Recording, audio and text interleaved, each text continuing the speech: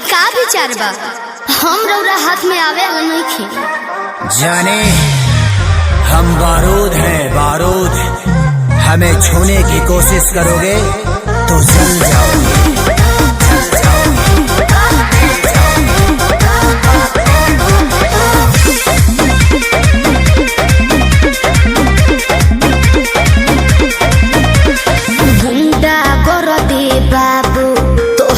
चले नहीं अच्छा मिली ना ऊंची झवा जौन तोहरा चाहे देवे के अरे सीधे सीधे मनबू की सीधे सीधे मनबू की गोली चलवैबू हो नाच के मलकिनी जी कहाँ नाच के जईबू हो कहियो ना कहियो जा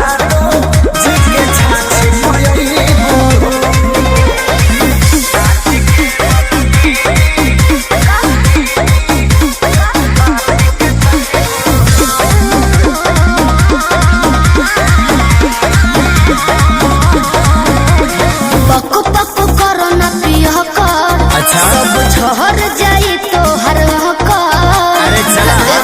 थोड़ा देर में ठीक हो जाइबो। पको कोरोना पियो कर सब झहर जाई तो हर जाने हल्का मिलना यही रान के। अच्छा आज रात भना चाहब तो है बांध के। आयो दादा ढेर मत फेंको। सुना हाथ काथा पाथा ऐसन हाथ काथा पाथा ऐसन कतही न पैबू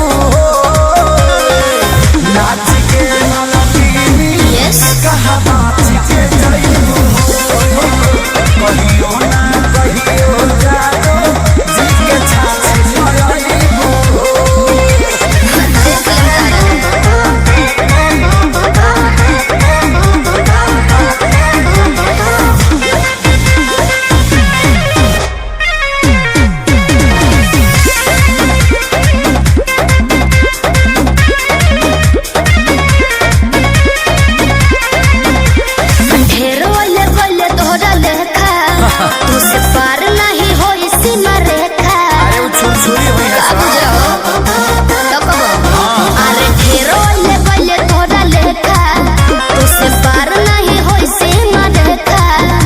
के 2 रुपया के सामान